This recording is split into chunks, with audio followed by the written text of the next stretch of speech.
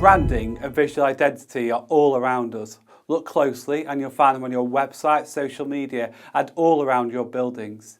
On personal items like your documents and your notice sheets, everything bears some form of identity.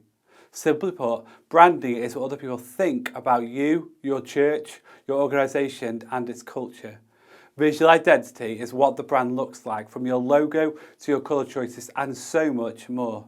A strong visual can be very powerful. Think of your own experiences as a consumer.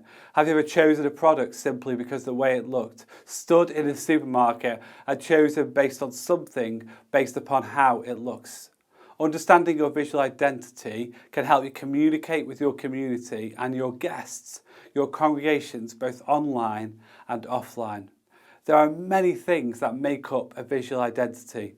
Your logo, your typography, some people call that fonts, your colour choices and the images you use. This part of the course will help you understand all these areas in a really simple fashion. But let me give you one of the golden rules of branding and design. It's all about consistency. It's like a signature on a letter. People will see that signature and recognise it's yours. Let's begin. We're going to look at our logo first.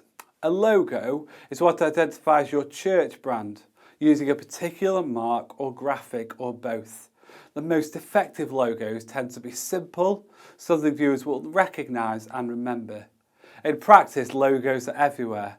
You'll find hundreds of them dotted about you, in corporate settings, in your homes. They help you represent your church, your charity and your organisations. A logo is a lot like a literal brand. It's how people come to recognise you, your identity, the products that you have, the services that you offer, the things that you do for your community. And it's why it's really important to use it wisely. A logo that's pixelated, distorted or too small to read can give viewers the real wrong impression about your community. I'm going to pop up online some examples of terrible uses of logos. Take a look at them and see how it makes you feel about that organisation. Now, let's look at colour. Colour helps you define your brand in a really powerful way. Not only does it make a strong impression to the viewer, but also creates a sense of unity when used across multiple platforms and projects. Most brands derive from one main colour taken from their logo. Additional colours can help you to expand the palette and further define your brand's personality and style. There are lots of ways to use brand colours. Just be careful though, don't go overboard or ignore widely accepted design standards. Good colour is all about moderation and consistency. Avoid pitfalls like colours that clash or distract viewers from your work. For instance, in this image that I'm going to show you now, the text clashes with the background and it makes it really difficult to read. Okay, let's move on to typography, or what many of us know as fonts. Text is one of the simple aspects of identity. It can be surprisingly expressive though. All it takes is a different font and you can subtly, or not so subtly, change the entire feel of your brand. Most brands work with 2 or 3 fonts, often inspired by the logo for basic everyday use. You could also use a creative font, a script font maybe, or something similar, but it should be chosen with care and it should reflect your unique visual identity.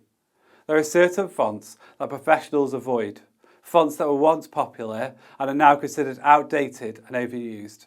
I'm going to pop up on the screen some of these fonts to avoid, just to give you some clues.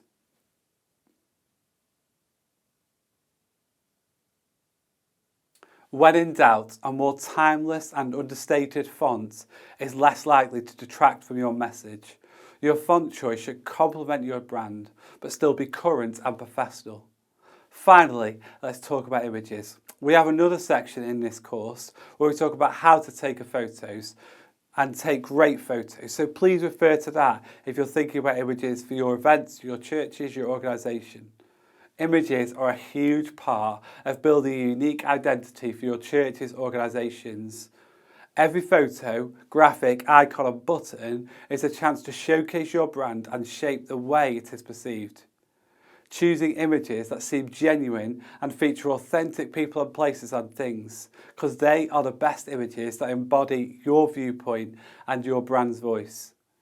They should represent what people see when they visit your organisation and your churches.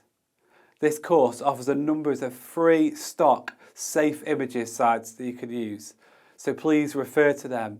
Make sure if you're using stock images they are an honest reflection of your church and your organisation. If you're using them, make sure you have the permission of the people in them and you understand where to get them from. And also make sure that you're happy to associate those people with your brand. It's also important that you remember you are part of the Methodist Church. Using their logo on your website or in your design work can add to the validity of the congregation or organisation that you're a part of. Their logo is available for the website and a link is included in this course. And a final reminder as to why this is important. Imagine someone is looking for a church in your area and visits your website. There are 6 different fonts being used and loads of different colour. Your logo is stretched and pixelated. This communicates that your church is outdated, chaotic, inconsistent, and doesn't care or consider how it interacts with others digitally. Brand isn't about competing with big businesses or being like them. It's about communicating effectively as to who you are as a church and what matters to you. It is important that people experience the good news of the gospel through your brand and identity.